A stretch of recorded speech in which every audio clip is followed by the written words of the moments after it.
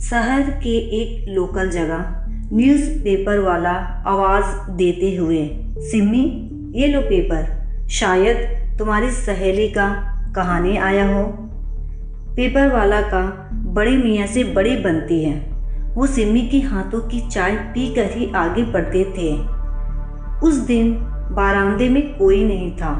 वो आवाज़ पे आवाज़ लगाते रहे, कभी सोनी कभी सिम्मी, लेकिन बारामदे में कोई नहीं आया। तो पेपर वाला अंदर दाखिल हुआ तो देखा कि एक रूम का दरवाज़ा खुला हुआ है। जैसे एक पैर अंदर रखा पर दूसरा पैर अंदर ना रख सका। उन्होंने देखा कि सोनी के गले में फांसी का फंदा लगा हुआ था। वहाँ से निकलते हुए दूसरे रूम की तरफ घबराते हुए बड़े मियाँ वो सोनी दूसरे रूम में दाखिल हुए तो देखा कि सिम्मी टेबल पर गिरी हुई है और मुंह से झाग निकला हुआ है। बड़े मियाँ ज़मीन पर पड़े हुए हैं, जिनकी सांसें निकल चुकी थी। 1 घंटे के अंदर ही पुलिस की एक गाड़ी आ गई और मोहल्ले में तहकीकात शुरू हुई। आखिर कौन है इन लोगों की मौत का जिम्मेदार? हर गली हर चौराहे में पूछना शुरू होता है। बड़े मियाँ के पड़ोसी अब्दुल्ला जी के घर में पुलिस जाते हैं और उनसे पूछते, आप लोग उनके पड़ोसी हैं, आपसे बेहतर शायद उन्हें कोई नहीं जानता होगा।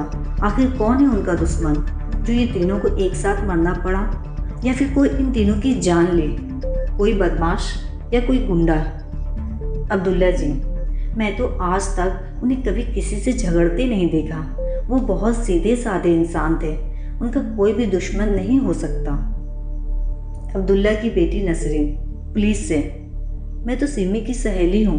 वो कल शाम को अपनी डायरी दे गई और कहा कि मैंने भी एक कहानी लिखा है, पर उस कहानी को कल पढ़ना, आज नहीं।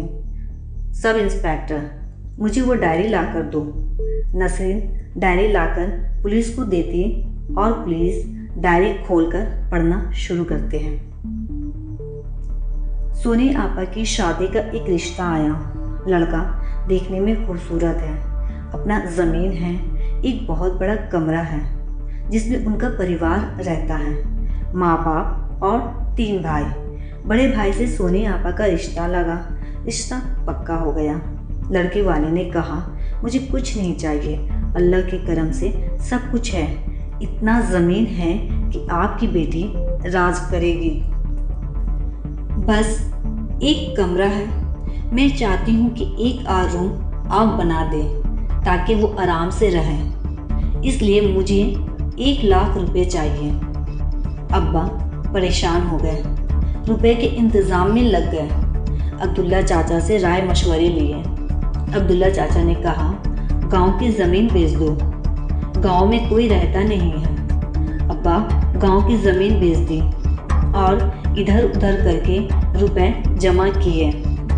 3 माह पहले रुपए दिए गए ताकि एक और रूम बन सके। लड़के की माँ ने कहा, अभी बरसात है और बरसात में रूम नहीं बना सकते, शादी के कुछ दिन बाद बनाऊंगी। लड़के वाले ने भी शादी बड़े धूमधाम से की है, शादी में कोई कमी नहीं रखी। जब शादी का 1 महीना गुजर गए तो अब्बा ने सोनी आपा के सास से कहा, बारिश का मौसम भी खत्म हो गया, आप नया घर कब बनाएगी?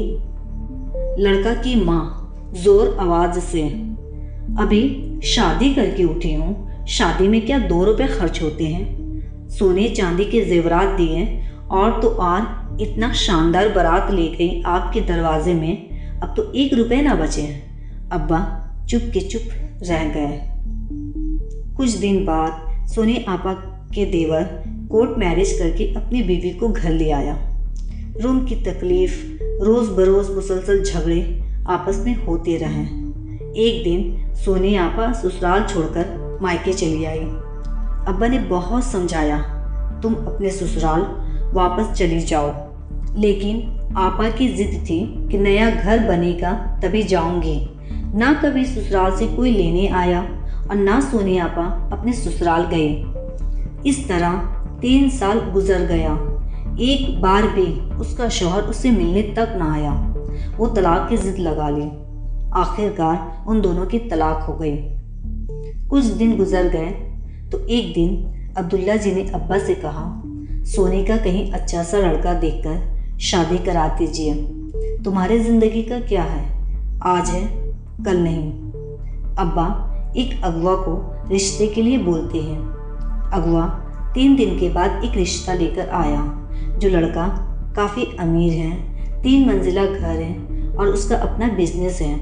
लेकिन लड़का की पहली बीवी मर चुकी है। उसका 1 साल का बेटा है।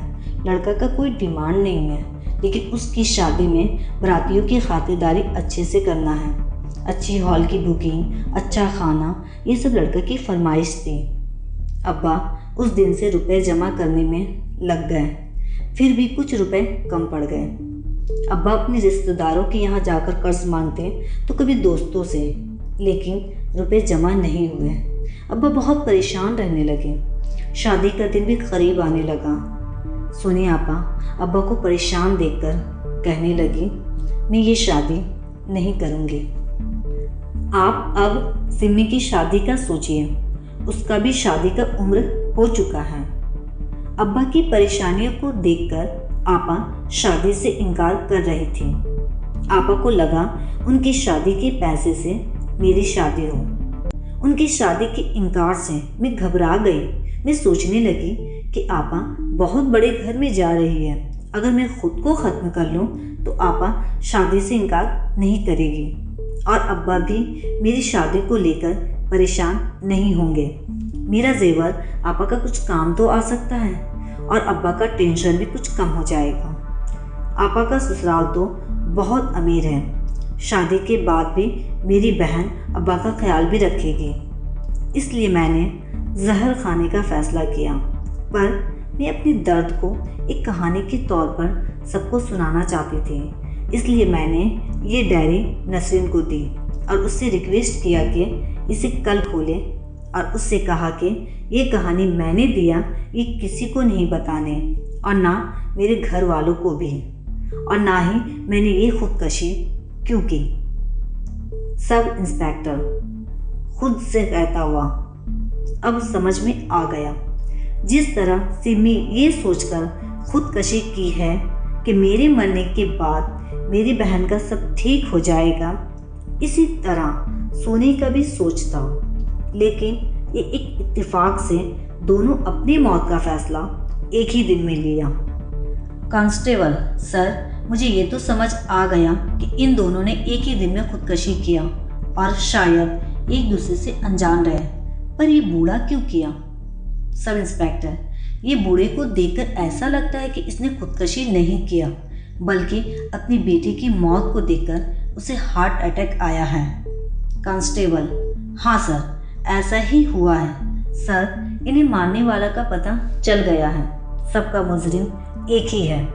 सब इंस्पेक्टर हाँ, इस डायरी से तो यही पता चल रहा है। पुलिस नसरीन से कहता है ये डायरी मैं अभी नहीं दे सकता, आपको कहानी के लिए केस सॉल्व होने के बाद मिलेगा। नसरीन ठीक है सर, आप ये डायरी रख लीजिए, जब केस सॉल्व हो जाए तो दीजिएगा। ऐसे भी मैं अपनी कहानी में इतनी कमज़ोर और बुज़दिल इंसानों को अपनी कहानी का कैरेक्टर नहीं बनाती। मैं अपनी कहानी में लोगों को ये बताती हूँ कि हालात जैसे भी हो उस हालात से लड़ना।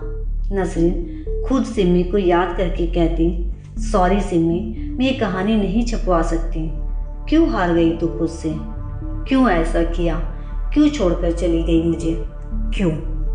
अगर आपको ये कहानी पसंद आए तो लाइक, सब्सक्राइब और शेयर करना ना भूलें।